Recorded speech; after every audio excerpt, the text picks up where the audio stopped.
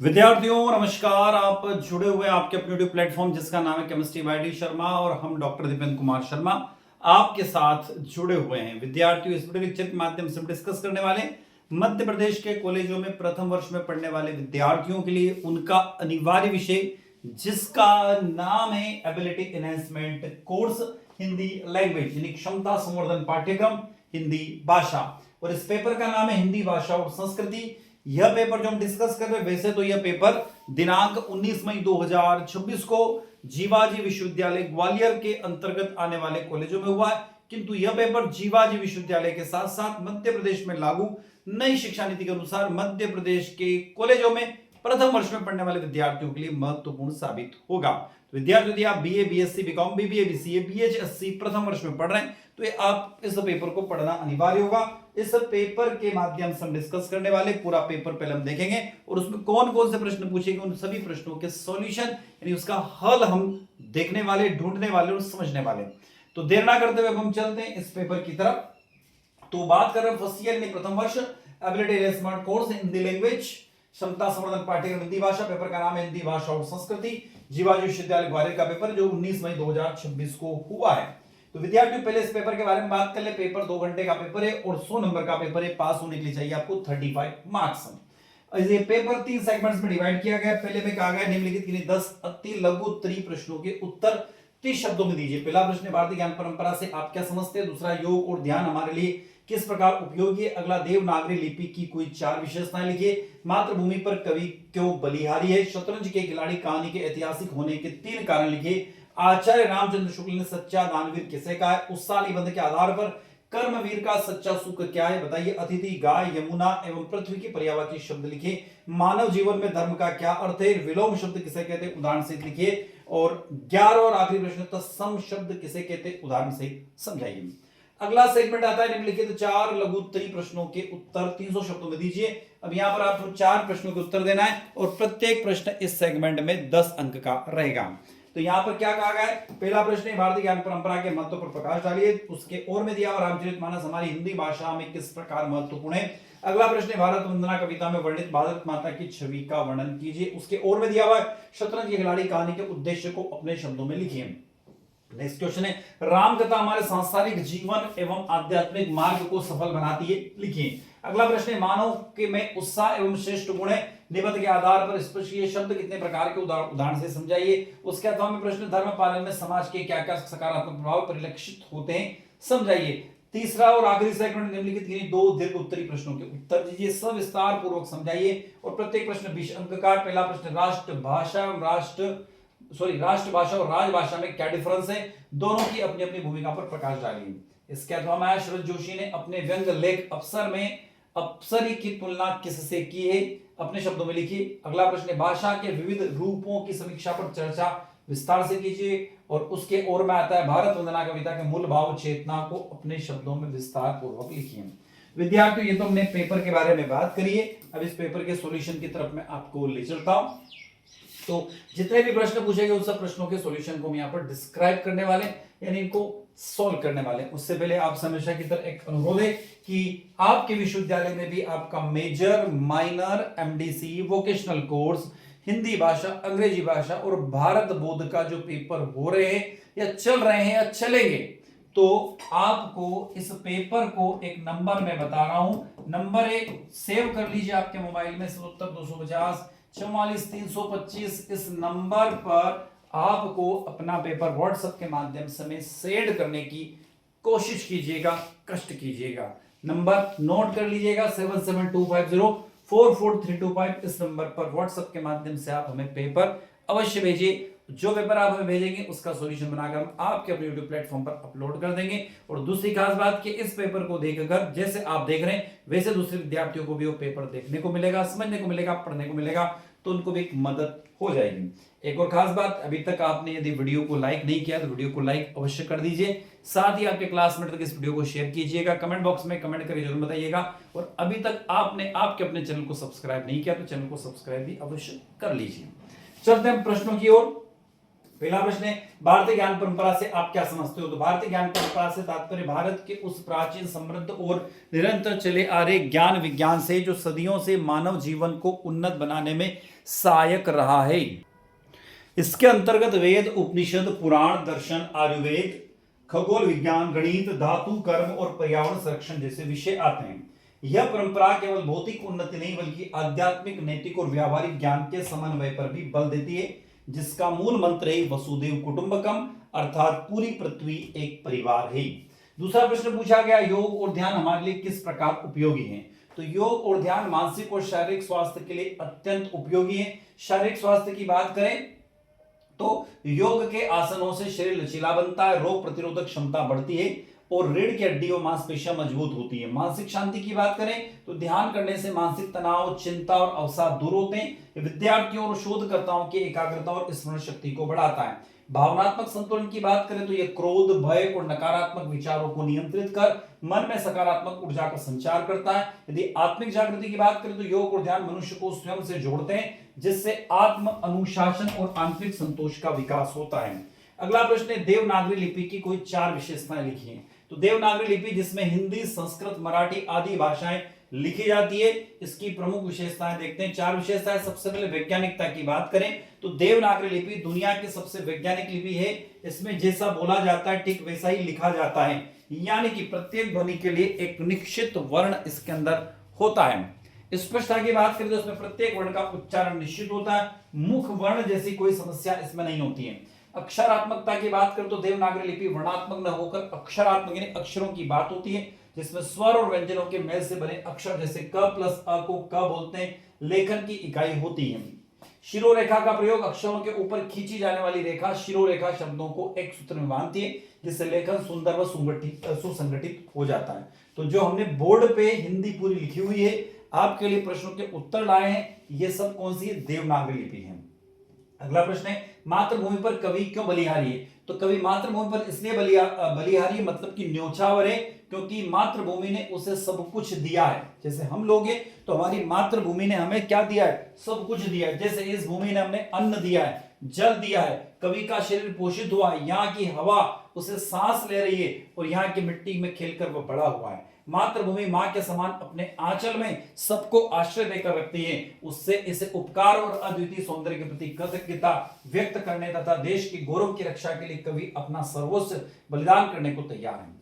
अगला प्रश्न है, शतरंज के खिलाड़ी कहानी के ऐतिहासिक होने के 3 कारण लिखिए। तो मुंशी प्रेमचंद द्वारा रचित शतरंज के खिलाड़ी एक प्रसिद्ध ऐतिहासिक पृष्ठभूमि पर आधारित कहानी है। इसके ऐतिहासिक होने के 3 प्रमुख कारण है। पहला, काल और कालखंड का सटीक चित्रण। यह कहानी नवाब वजीद अली शाह के शासनकाल के दौरान लखनऊ के अंतिम दिनों यानी 1856 के आसपास की ऐतिहासिक पृष्ठभूमि पर आधारित है।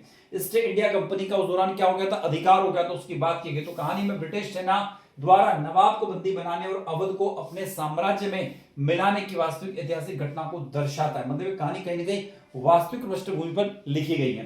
तात्कालिक सामंती समाज का पतन। कहानी उस दौर में नवाबों और जागीरदारों के विलासिता, राजनीतिक अकर्मण्यता और शतरंज के खेल में डूबे समाज की ऐतिहासिक सच्चाई को प्रमाणित रूप से उजागर करती है। अगला प्रश्न है, आचार्य रामचंद्र शुक्ल ने सच्चा दानवीर किसे कहा है? तो आचार्य रामचंद्र शुक्ल के अनुसार सच्चा दानवीर वह है जो केवल धन व वस्तु का त्याग नहीं करता, बल्कि वह दान के पीछे जिसके मन में सच्ची करुणा, दया और त्याग की भावना होती है। जो व्यक्ति बिना किसी नाम, यश, स्वार्थ या अहंकार के पीड़ित व्यक्तियों के दुख को दूर करने के लिए अपना सर्वोच्च अर्पित कर देता है, वही सच्चा दानवीर है। केवल दिखावे या पुण्य कमाने के लोभ में दिया गया दान सच्ची दानवीरता की श्रेणी में नहीं आता है। उत्साह निबंध के आधार पर कर्मवीर का सच्चा सुख क्या है? तो आचार्य रामचंद्र शुक्ल के उत्साह निबंध के अनुसार कर्मवीर का सच्चा सुख कर्म की प्रक्रिया में निहित होता है, न कि केवल उसके फल या परिणाम में। कर्मवीर जब किसी कठिन कार्य को हाथ में लेता है तो उस कार्य को करने में आने वाली बाधाओं को पार करने और पुरुषार्थ दिखाने में उसे असीम आनंद मिलता है। फल की इच्छा से मुक्ति होकर कर्म को ही अपने ध्येय मान लेता है। कर्म मार्ग पर निरंतर आनंद के साथ बढ़ते रहना ही कर्मवीर का सच्चा सुख है। अगला प्रश्न है, अतिथि, गाय, यमुना एवं पृथ्वी के पर्यायवाची शब्द लिखिए। तो अतिथि का हो जाएगा मेहमान, गाय का गो धेनु हो जाएगा, यमुना का कालिंदी, तरिणी, तनुजा, सूर्य, सतु, पृथ्वी का भू, भूमि, धरा और वसुंधरा हो जाएगा। वैसे यहाँ पर पूछा एक गया, पर मैंने एक से ज्यादा का संग्रह आप तक पहुंचाया है। अगला प्रश्न है, मानव जीवन में धर्म का अर्थ क्या? धर्म का अर्थ क्या होता है? धारण करना। तो मानव जीवन में धर्म का अर्थ किसी विशेष पूजा पद्धति या संप्रदाय से बिल्कुल भी नहीं है, बल्कि इसका मूल अर्थ है धृ धातु से, जिसका मतलब होता है धारण करने योग्य। अर्थात वे श्रेष्ठ मानवीय मूल्य, कर्तव्य और नियम जो समाज और जीवन को सुव्यवस्थित रखते हैं, वही धर्म है। मानव जीवन में धर्म का अर्थ है कि सत्य बोलना, अहिंसा, दया, अस्तेय, माता पिता व गुरु की सेवा, समाज के प्रति अपने कर्तव्यों का ईमानदारी से पालन करना और सदाचार का मार्ग अपनाना। अगला प्रश्न है, विलोम शब्द किसे कहते हैं? उदाहरण से लिखिए। तो जो शब्द किसी दूसरे शब्द के ठीक विपरीत या उल्टे होते हैं, उसे उसका अर्थ प्रकट करते हैं, उसे विलोम शब्द या विपरीत आर्थी शब्द कहा जाता है। नियम, विलोम शब्द हमेशा उसी व्याकरणिक कोटि के होते हैं जिसका मूल शब्द होता है। जैसे तत्सम का विलोम तद्भव होगा, सॉरी, तत्सम का विलोम तत्सम होगा और तद्भव का विलोम भी तद्भव होगा। जैसे अमृत का विष, अंधकार का प्रकाश, लाभ का हानि और उच्च का निम्न हो जाता है। तत्सम शब्द किसे कहते हैं? उदाहरण से देखिए तो तत्सम शब्द दो शब्दों से मिलकर बना होता है। तत् और उसके सम और समान, अर्थात संस्कृत के समान जो शब्द संस्कृत भाषा में से बिना किसी परिवर्तन या बदलाव के हिंदी भाषा में सीधे उपयोग किए जाते हैं, उन्हें तत्सम शब्द कहते हैं। उदाहरण से समझाने की बात की गई है यहाँ पर। तो जब हम बातचीत या लेखन में मूल संस्कृत शब्दों को जो का त्यों प्रयोग करते हैं तो ये तत्सम शब्द कहलाते हैं। जैसे अग्नि, तत्सम शब्द है जिसका बदलाव रूप आग तद्भव हो जाता है। दुग्ध तत्सम है जिसका बदला हुआ रूप क्या हो जाएगा? दूध, जिसको तद्भव कहते हैं। तो सूर्य, कार्य, वायु, हस्त, रात्रि आदि क्या है? इसके उदाहरण है। अगला सेगमेंट आता है निम्नलिखित 4 लघु उत्तरी प्रश्नों के उत्तर 300 शब्दों में दीजिए। तो पहला प्रश्न है, भारतीय ज्ञान परंपरा के महत्व पर प्रकाश डालिए। तो भारतीय ज्ञान परंपरा विश्व की प्राचीनतम और समृद्ध ज्ञान परंपराओं में से एक है। यह केवल पुस्तकीय ज्ञान तक सीमित नहीं है, बल्कि जीवन जीने की कला, नैतिकता, आध्यात्मिकता, विज्ञान, चिकित्सा, योग, कला, संस्कृति तथा प्रकृति के साथ संतुलन जीवन का मार्ग भी प्रदान करती है। वेद, उपनिषद, पुराण, रामायण, महाभारत, आयुर्वेदिक, योग शास्त्र तथा विभिन्न दर्शन भारतीय ज्ञान परंपरा के प्रमुख आधार है। आध्यात्मिक एवं नैतिक विकास की बात तो भारतीय ज्ञान परंपरा मनुष्य को सत्य, अहिंसा, दया, करुणा, सेवा और सदाचार का संदेश देती है। व्यक्ति के चरित्र निर्माण और आत्मिक उन्नति में सहायक होती है। वसुधैव कुटुंबकम तथा सर्वबंधु सुखिनः जैसे विचार मानवता और विश्व बंधुत्व की भावनाओं को आगे बढ़ाते। वैज्ञानिक दृष्टिकोण की बात करें तो भारतीय ज्ञान परंपरा में गणित, ज्योतिष, आयुर्वेदिक, खगोल विज्ञान तथा वास्तु विज्ञान का महत्वपूर्ण योगदान रहा है। शून्य की खोज, दशमलव की पद्धति तथा आयुर्वेद जैसी उपलब्धियां भारतीय विद्वानों की वैज्ञानिक सोच को दर्शाती हैं। स्वस्थ और योग का महत्व की बात करें तो योग और आयुर्वेदिक भारतीय ज्ञान परंपरा की अमूल्य देन है। योग शरीर और मन को स्वस्थ रखने में सहायक होता है, जबकि आयुर्वेद प्रकृति चिकित्सा पद्धति के माध्यम से रोगों के उपचार पर बल देती है। आज पूरा विश्व योग को अपनाकर इस लाभ को प्राप्त कर रहा है। सांस्कृतिक संरक्षण की बात करें तो भारतीय ज्ञान परंपरा हमारी भाषा, साहित्य, संगीत, नृत्य, कला और संस्कारों को सुरक्षित रखने में महत्वपूर्ण भूमिका निभाती है। नई पीढ़ी को अपनी संस्कृति और परंपराओं से जोड़ती है। प्रकृति और पर्यावरण संरक्षण की बात करें तो भारतीय ज्ञान परंपरा में प्रकृति को पूज्य नहीं माना गया। वृक्षों, नदियों, पर्वतों और पशु पक्षियों के प्रति सम्मान की भावना पर्यावरण संरक्षण का संदेश देती है। यह सतत विकास की भावनाओं को प्रोत्साहित करती है। सामाजिक समरसता, भारतीय ज्ञान परंपरा सभी धर्मों और समुदायों के प्रति सम्मान का भाव दिखाती है। समाज में एकता, भाईचारा और सहिष्णुता को बढ़ावा देती है। अतः भारतीय ज्ञान परंपरा केवल प्राचीन ज्ञान का संग्रह नहीं, बल्कि मानव जीवन को सही दिशा देने वाला अमूल्य धरोहर है। वर्तमान समय में इसकी प्रासंगिकता और भी बढ़ गई है। हमें इस ज्ञान परंपरा का अध्ययन कर इसे आगे आने वाली पीढ़ियों तक पहुंचाना चाहिए। इसके अथवा में प्रश्न पूछा गया, रामचरितमानस हमारी हिंदी भाषा में किस प्रकार महत्वपूर्ण है? तो रामचरितमानस हिंदी साहित्य की अमूल्य धरोहर है। इसकी रचना गोस्वामी तुलसीदास ने अवधी भाषा में की थी। ये केवल धार्मिक ग्रंथ नहीं, बल्कि हिंदी भाषा और साहित्य के विकास का महत्वपूर्ण आधार भी है।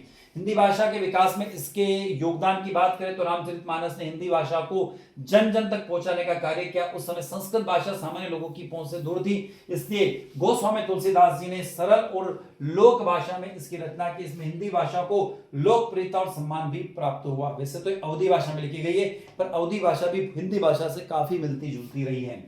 सरल और मधुर भाषा की बात करें तो इस ग्रंथ की भाषा अत्यंत सरल, सहज और भावपूर्ण है। इसमें अवधी, ब्रज तथा लोक भाषा के शब्दों का सुंदर प्रयोग हुआ, जिससे हिंदी भाषा और अधिक समृद्ध और व्यापक हुई है। साहित्यिक महत्व की बात करें तो रामचरितमानस हिंदी साहित्य का श्रेष्ठ महाकाव्य माना जाता है। इसमें अलंकार, रस, छंद और काव्य सौंदर्य का अद्भुत समन्वय देखने को मिलता है। इसमें हिंदी काव्य परंपरा को नई दिशा प्रदान की है। नैतिक और समृद्ध सांस्कृतिक शिक्षा की बात करें तो ग्रंथ सत्य, धर्म, कर्तव्य, आदर्श जीवन और पारिवारिक मूल्यों को शिक्षा देता है। इसके माध्यम से हिंदी भाषा केवल संप्रेषण का माध्यम नहीं रही है, बल्कि भारतीय संस्कृति और संस्कारों का वाहक भी रही है। लोक जीवन का प्रभाव देखें तो रामचरितमानस के दोहे, चौपाइयां और कथाएं आज भी दैनिक भाषा और लोक गीतों में प्रयुक्त होती है। इसमें हिंदी भाषा का प्रचार प्रसार और व्यापक रूप से हुआ है। अगला प्रश्न आता है यहाँ पर, भारत वंदना कविता में वर्णित भारत माता की छवि का वर्णन कीजिए।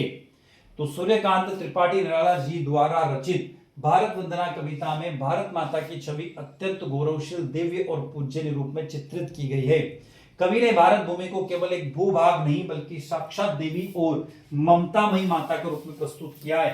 कविता में वर्णित कुछ विशेषताओं की बात करें तो दिव्य और गरिमामय स्वरूप। कविता में भारत माता को गरिमा और महिमा से युक्त दिखाया गया है। विश्वेत वस्त्र धारण करने वाली, शांत और सौम्य, उसका स्वरूप ऐसा है कि अनादिकाल से मानवता का ज्ञान और सभ्यता का मार्ग दिखता रहा है। प्राकृतिक सौंदर्य की बात करें तो निराला जी ने भारत माता के प्राकृतिक स्वरूप का अद्भुत वर्णन किया। विशाल हिमालय उनके मस्तक पर मुकुट की तरह सुशोभित है और समुद्र उनके चरणों को निरंतर धोता रहता है। यहाँ की नदियां, हरे भरे मैदान और प्राकृतिक संपदा उनके अलौकिक श्रृंगार के रूप में दिखाई देती है। मुक्ति और ज्ञान की दात्री है। भारत माता को केवल भौतिक समृद्धि की जननी नहीं बल्कि आध्यात्मिक चेतना की देवी भी माना जाता है। वे अपने पुत्रों को अज्ञान के अंधकार से मुक्त कर ज्ञान, कर्म और सत्य के संदेश देती हैं। त्याग और करुणा की मूर्ति है। तो कविता में माता का रूप अत्यंत दयालु और करुणामयी है। वे अपने संतान में कल्याण के लिए सदैव तत्पर रहती है। उनका आंचल सभी के लिए खुला है जहां शांत और सुरक्षा का अनुभव होता है। पूजनीय और वंदनीय है। पूरी कविता में भारत माता की छवि एक ऐसी आराध्य है जिसके चरणों में कवि और समस्त देशवासी अपना सर्वोच्च यानी तन मन धन अर्पित करने के लिए व्याकुल है। वे पराधीन की बेड़ियों से तोड़कर मुक्त रूप में पूजे जाने योग्य है। अगला प्रश्न इसके अथवा में आया था, शतरंज के खिलाड़ी कहानी के उद्देश्य को अपने शब्दों में लिखिए। तो शतरंज के खिलाड़ी कहानी के माध्यम से मुंशी प्रेमचंद जी ने तत्कालीन समाज की कमजोरी और विलासिता और जिम्मेदारियों को उजागर किया है। इस कहानी का मुख्य उद्देश्य यह दिखाता है कि जब व्यक्ति अपने कर्तव्यों को छोड़कर केवल मनोरंजन और सुख विलास में डूब जाता है तब उसका व्यक्तिगत तथा सामाजिक पतन निश्चित हो जाता है। कहानी में मीर साहब और मिर्जा साहब शतरंज खेलने में इतने अधिक मग्न रहते हैं कि उन्हें अपने परिवार, समाज और देश की स्थिति की कोई चिंता नहीं रहती है। उसी समय अंग्रेज धीरे धीरे भारत पर अपना अधिकार स्थापित कर रहे हैं, लेकिन ये दोनों नवाब अपनी जिम्मेदारियों से दूर केवल शतरंज के खेल में लगे रहते हैं। लेखक जी ने इस कहानी के माध्यम से तत्कालीन नवाबी संस्कृति की निष्क्रियता, आलस्य और पतनशील मानसिकता पर व्यंग्य किया है। साथ ही संदेश दिया है कि व्यक्ति अपने कर्तव्यों और राष्ट्र हित के प्रति सजग रहना चाहिए। अतः शतरंज के खिलाड़ी कहानी का उद्देश्य समाज को यह शिक्षा देना है कि अत्यधिक विलासिता, लापरवाही और कर्तव्यहीनता व्यक्ति और राष्ट्र दोनों के पतन का कारण बनती है। अगला प्रश्न, राम कथा हमारे सांस्कृतिक जीवन एवं आध्यात्मिक मार्ग को सफल बनाती है, लिखिए। तो राम कथा हमारे सांसारिक जीवन एवं आध्यात्मिक मार्ग को सफल बनाती है। रामायण तथा रामचरितमानस में वर्णित राम कथा भारतीय संस्कृति और जीवन मूल्यों का आधार है। यह केवल धार्मिक कथा नहीं बल्कि आदर्श जीवन जीने की प्रेरणा देने वाली अमूल्य धरोहर है। राम कथा मनुष्य के सांस्कृतिक जीवन को मर्यादित, नैतिक और सुखमय बनाती है तथा उसे आध्यात्मिक उन्नति की ओर भी प्रेरित करती है। सांसारिक जीवन के महत्व की बात करें तो राम कथा में आदर्श पुत्र, आदर्श भाई, आदर्श पति, आदर्श मित्र और आदर्श राजा बनाने की शिक्षा देती है। भगवान राम ने सत्य, कर्तव्य, त्याग और मर्यादा का पालन करके मानव जीवन के सर्वोच्च आदर्श प्रस्तुत किए। उनके जीवन में हमें परिवार, समाज और राष्ट्र के प्रति अपने कर्तव्यों का पालन करने की प्रेरणा मिलती है। राम कथा यह भी सिखाती है कि कठिन परिस्थितियों में धैर्य, संयम और सत्य का मार्ग नहीं छोड़ना चाहिए। इससे व्यक्ति का सामाजिक और पारिवारिक जीवन सफल एवं सुखद बनता है। आध्यात्मिक मार्ग की बात करें तो राम कथा मनुष्य को भक्ति, श्रद्धा, प्रेम और आत्मशुद्धि के मार्ग दिखाती है। भगवान राम के आदर्श चरित्र का स्मरण करने से मन में शांति, सद्भाव और सकारात्मक संपन्न उत्पन्न होती है। यह कथा अहंकार, क्रोध और लोभ जैसी बुराइयों को दूर करने में शिक्षा देती है। राम नाम और राम भक्ति व्यक्ति को ईश्वर के निकट ले जाकर आत्मिक शांति प्रदान करती है। इसलिए राम कथा को मोक्ष और आत्म कल्याण का मार्ग भी माना गया था। राम कथा मानव जीवन को नैतिकता, मर्यादा और आध्यात्मिकता से जोड़ती है। हमारे सांसारिक जीवन को सफल, सुखमय और संतुलन बनाती है। हुई आत्मिक उन्नति का मार्ग प्रशस्त करती है। इसके अथवा में प्रश्न पूछा गया, मानव में उत्साह एक श्रेष्ठ गुण है, निबंध के आधार पर स्पष्ट कीजिए। तो मानव में उत्साह एक श्रेष्ठ गुण है। उत्साह निबंध के अनुसार उत्साह मानव जीवन का एक अत्यंत महत्वपूर्ण श्रेष्ठ गुण है। उत्साह वह शक्ति है जो मनुष्य को कठिन से कठिन कार्य करने की प्रेरणा देती है। जिस व्यक्ति में उत्साह होता है वह जीवन की बाधाओं और कठिनाइयों से घबराता नहीं है बल्कि साहस और आत्मविश्वास के साथ उनका सामना करता है। उत्साही व्यक्ति सदैव कर्मशील, आशावादी और प्रगतिशील होता है। वह अपने लक्ष्य को प्राप्त करने के लिए निरंतर प्रयास करता रहता है। उत्साह मनुष्य के भीतर नई ऊर्जा और स्फूर्ति का संचार करता है, जिससे उसकी मानसिक और शारीरिक विकास होता है। निबंध में बताया गया है कि उत्साह के बिना मनुष्य का जीवन नीरस और निष्क्रिय हो जाता है। जिस प्रकार इंजन के बिना गाड़ी नहीं चल सकती है, उसी प्रकार उत्साह के बिना जीवन में सफलता प्राप्त करना कठिन होता है। इतिहास में जितने भी महान व्यक्ति हुए हैं, उनको सफलता के पीछे उत्साह, परिश्रम और दृढ़ संकल्प का महत्वपूर्ण योगदान रहा है। उत्साह व्यक्ति को निराशा, आलस्य और भय से दूर रखता है। यह समाज और राष्ट्र की उन्नति में भी सहायक होता है, क्योंकि उत्साही नागरिक ही देश के विकास में सक्रिय भूमिका निभाते हैं। अतः स्पष्ट है कि उत्साह मानव का एक श्रेष्ठ गुण है। यह मनुष्य को कर्मठ, साहसी और सफल बनाता है। उत्साह से ही जीवन में प्रगति, सफलता और आनंद प्राप्त होता है। अगला प्रश्न यहाँ पर आता है, शब्द कितने प्रकार के होते हैं, उदाहरण से समझाइए।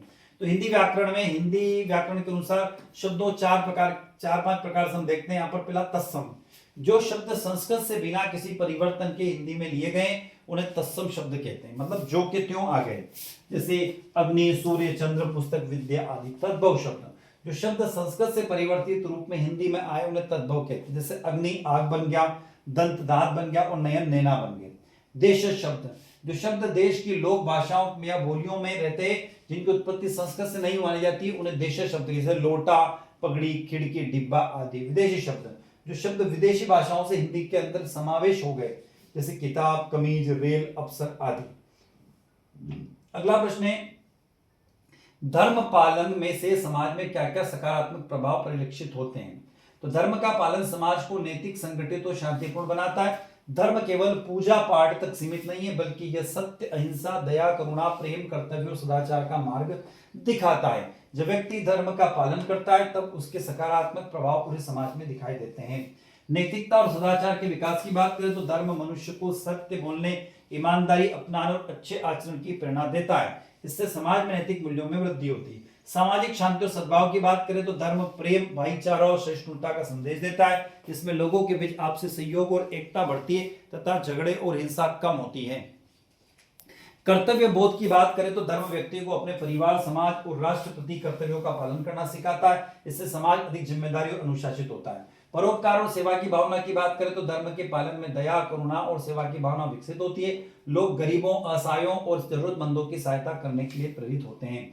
अपराधों में कमी, तो जब लोग धार्मिक और नैतिक मूल्यों का पालन करते हैं, तब चोरी, हिंसा, भ्रष्टाचार और अन्य अपराधों में कमी आती है, जिससे समाज सुरक्षित बनता है।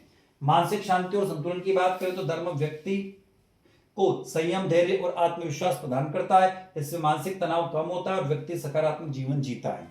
अतः धर्म पालन से समाज में शांति, नैतिकता और सहयोग, अनुशासन, मानवता का विकास होता है। धर्म समाज की सही दिशा प्रदान करके उन्नति और समृद्धि की ओर ले जाता है। अगला है, दो दीर्घ उत्तरी प्रश्नों के उत्तर देना है। और पहला प्रश्न है, राष्ट्रभाषा और राजभाषा में क्या अंतर है, दोनों की अपनी अपनी भूमिका पर प्रकाश डालिए।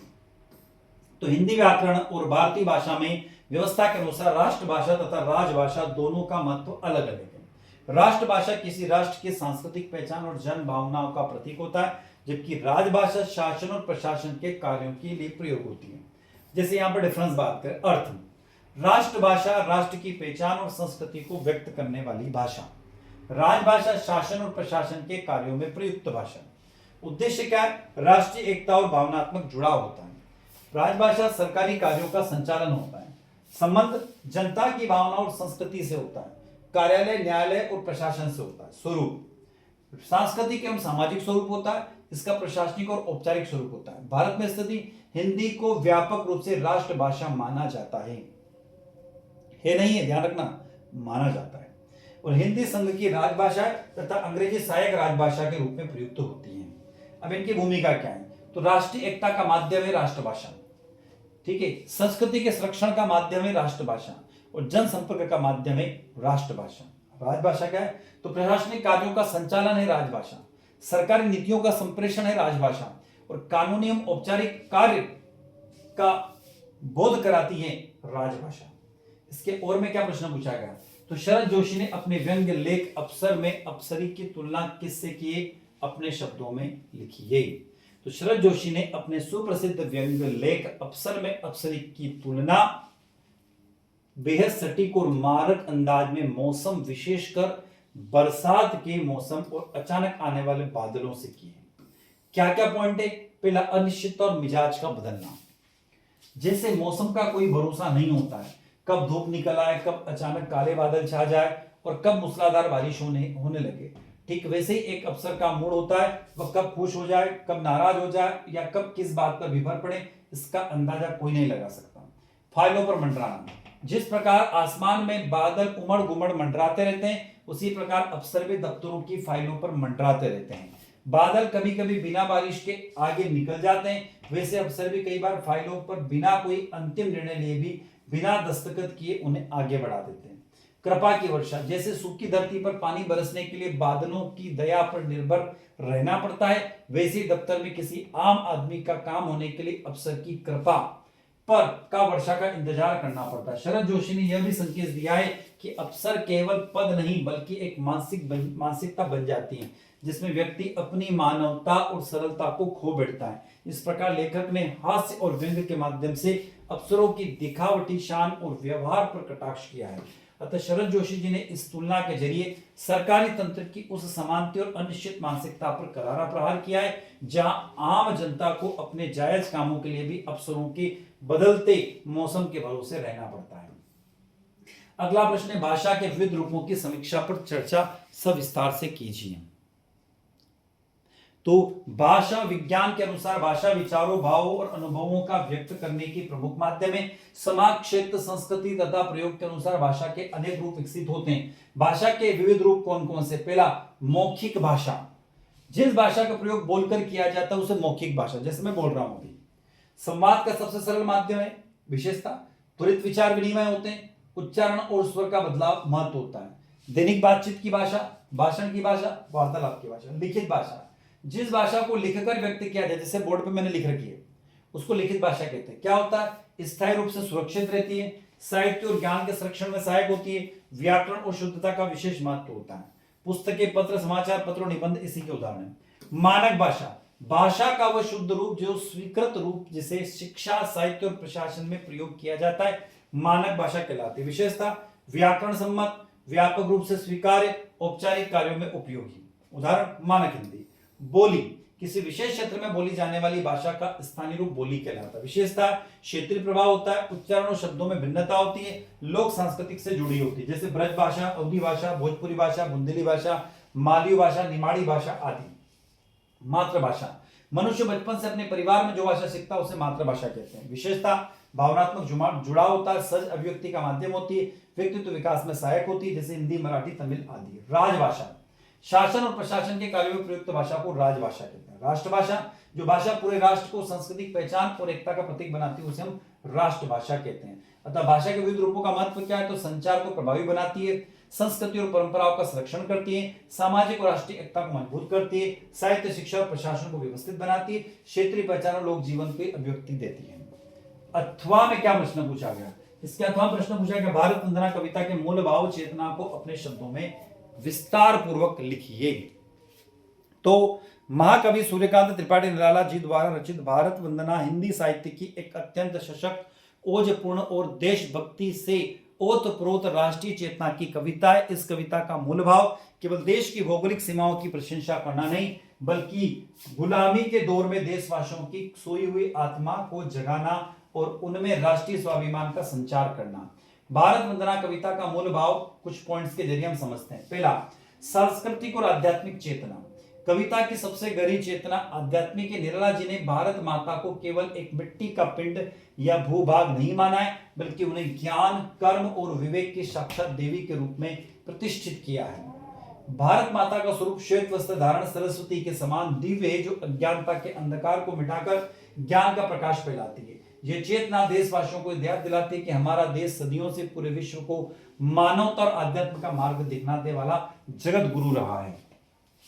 पराधीनता के विरुद्ध मुक्ति की चेतना। तो यह कविता उस दौर में लिखी गई जब भारत में ब्रिटिश शासन की बेड़ियों में जकड़ा हुआ था, इसलिए इसके मूल में मुक्ति और स्वतंत्रता की छटपटाहट है। कवि भारत माता के चरणों में वंदना करके वास्तव में देश की जनता को उस अत्यंत साहस को जगाना चाहता है जो गुलामी की जंजीरों से कट सके। कविता का स्वर याचक का नहीं, बल्कि एक कर्मवीर का है जो अपनी मातृभूमि को स्वतंत्र देखने के लिए व्याकुल है। अटूट राष्ट्र प्रेम और सर्वोच्च समर्पण का भाव। भारत वंदना की मूल चेतना त्याग और समर्पण पर टिकी हुई है। कवि का मानना है कि मातृभूमि के प्रति हमारा प्रेम केवल शब्दों से नहीं बल्कि हमारे कर्मों से दिखना चाहिए। कविता के माध्यम से संदेश दिया गया है कि देशवासियों को अपनी संकीर्णता, स्वार्थ और आपसी मतभेदों को भुलाकर अपना तन, मन और धन सब कुछ भारत माता के चरणों में अर्पित कर देना चाहिए। यह देश के लिए बलिदान होने और गौरवशील परंपरा को रेखांकित करती है, जहां राष्ट्र हित सबसे बड़ा कोई हित नहीं हो। प्राकृतिक वैभव के प्रति कृतज्ञता। कविता में भारत के नैसर्गिक सौंदर्य का जो वर्णन है उसके पीछे कृतज्ञता का भाव छिपा है। उत्तर में स्थित विशाल हिमालय और भारत का मुकुट और दक्षिण में लहरें मारते समुद्र को माता के चरणों में पखारने वाली सेवक के रूप में दिखाकर कवि यह बोध कराता है कि इस भूमि पर प्रकृति की असीम कृपा है।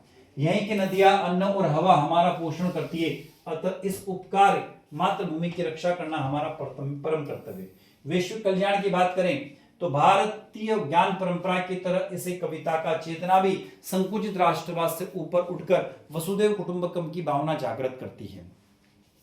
और हम लास्ट में यदि कहें तो भारत वंदना कविता की मूल भाव चेतना, आत्मा, गौरव, राष्ट्रभक्ति, मुक्ति की आकांक्षा और सांस्कृतिक पुनरुत्थान का एक अद्भुत संगम है। यह कविता आज के संदर्भ में उतनी ही प्रासंगिक है क्योंकि यह हमें दिखाती है कि राष्ट्र केवल जमीन का टुकड़ा नहीं, वह एक जीवंत चेतना और हमारी अस्मिता का मूल आधार है। इस प्रति सम्मान और समर्पण रखना हर नागरिक का कर्तव्य है।